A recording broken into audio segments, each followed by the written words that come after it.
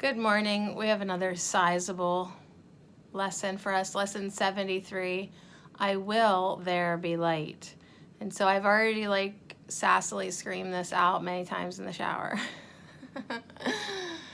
But it's a good one that you can say when you feel a grievance coming in. And you know that a grievance is an attack on God's plan. So you're like, well, F that. I will there be light. Okay? You have to keep reminding yourself, because your ego, if it's anything like my ego, is relentless, is 100% completely relentless. It's like, oh yeah, you can have a little piece and then pow, it just jumps on you just when you started to relax. Or sometimes it's just a sneaky little bugger and it creeps in the back and it's whispering grievances, just the ones that don't matter, just to always keep its hold on you. All right.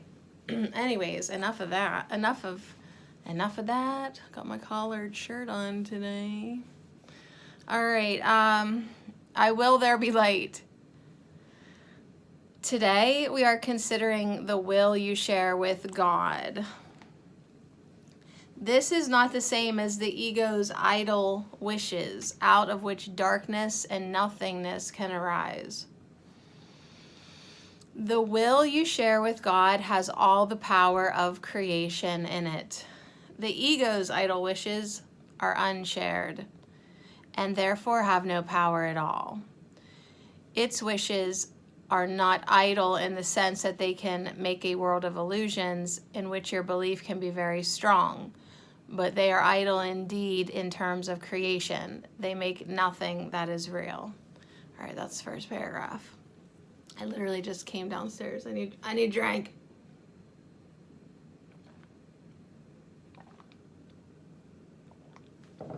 Sorry. It's dry in here and the heater's kicking on, so I need to turn that off. Idle wishes and grievances are partners or co-makers in picturing the world you see. The wishes of the ego gave rise to it, and the ego's need for grievances, which are necessary to maintain it, peoples it with figures that seem to attack you and call for righteous judgment. So that is definitely what I've been struggling with this weekend. Righteous judgment. Why would he do that to me, right? Righteous judgment is still no good. You still shouldn't do it. These figures become the middlemen the ego employs to traffic in grievances. They stand between your awareness and your brother's reality. Beholding them, you do not know your brothers or yourself. Your will is lost to you in this strange bartering in which guilt is traded back and forth and grievances increase with each exchange. And you know that's true because if you've ever had a sassy argument with somebody, each blow gets a little bit more deeper and rougher, and then 2 minutes into the argument you're saying stuff you shouldn't, but you said it. So then the other person is gonna, they get deeper and deeper, and what did it say? Oh, the grievances increase, and then it's harder to forgive. Yeah. All right, so can such a world have been created by the will of the Son of God? Wait, this sentence is weird to me. Can such a world have been created by the will the Son of God shares with his Father? Okay. Did God create disaster for his Son?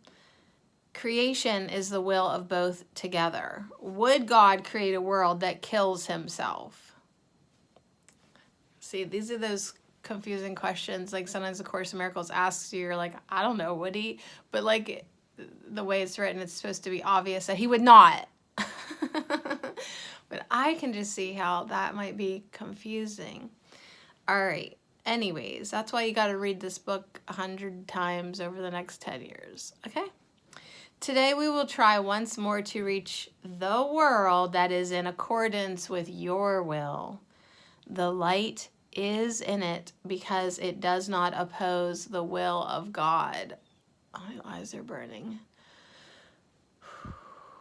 It is not heaven, but the light of heaven shines on it. Darkness has vanished. The ego's idle wishes have been withdrawn.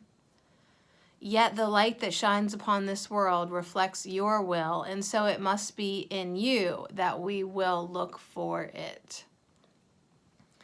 Your picture, listen up, y'all. Your picture of the world can only mirror what is within. Like what is within you. Your picture of the world can only mirror, which tells me I still have lots of work to do. The source of neither light nor darkness can be found without. Grievances darken your mind, and you look out on a darkened world. Forgiveness lifts the darkness. Forgiveness lifts the darkness, reasserts your will, and lets you look upon a world of light. We have repeatedly emphasized that the barrier of grievances is easily passed and cannot stand between you and your salvation. The reason is very simple.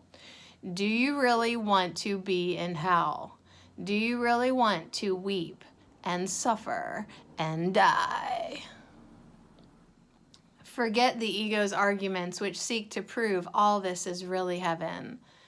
You know it is not so. You cannot want this for yourself. There is a point beyond which illusions cannot go.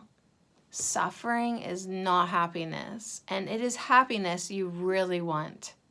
Such is your will in truth, and so salvation is your will as well. You want to succeed in what we are trying to do today. We undertake it with your blessing and your glad accord. All right, so bless it up. Let's go. Be glad.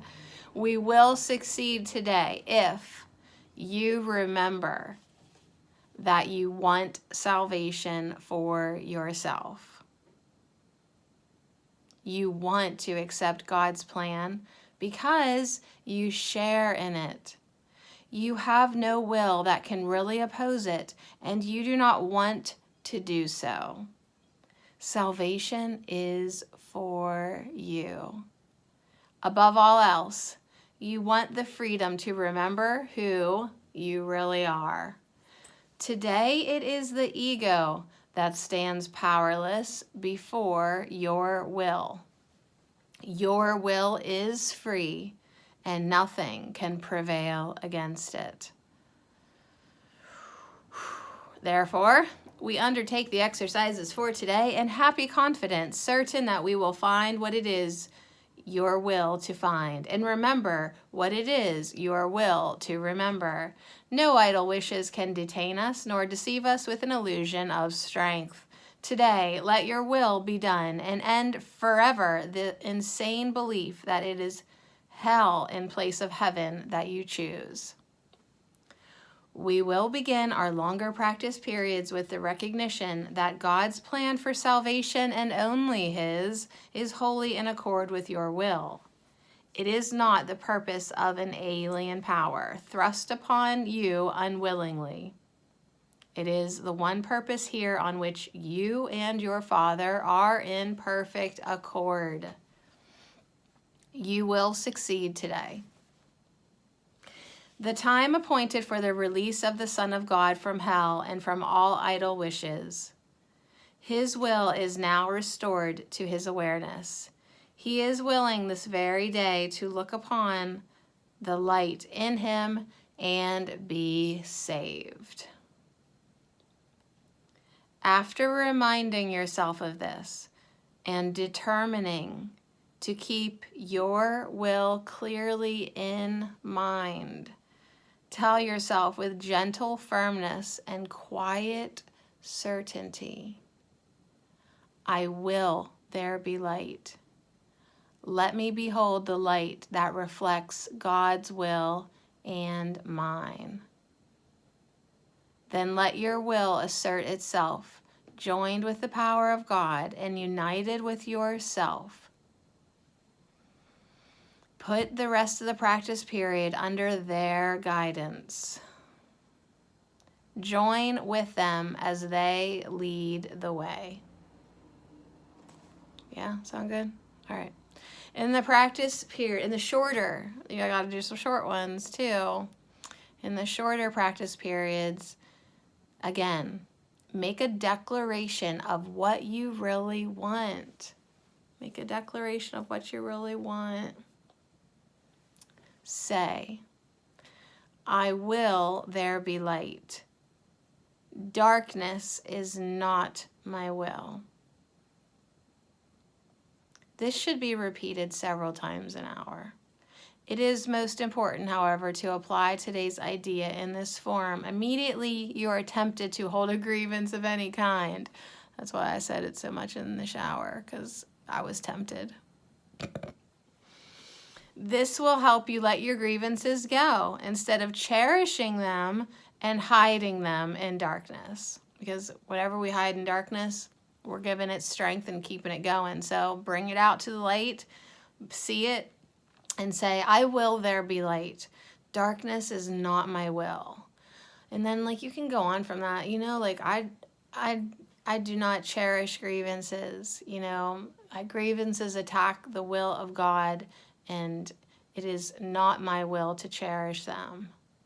I bring them to the light. I will there be light. Darkness is not my will. I will there be light. Let me behold the light that reflects God's will and mine. All right, lesson 73. I will, fuzzy, hold on, retake, lesson 73. I even clapped better that time. I will there be light. Let's do it.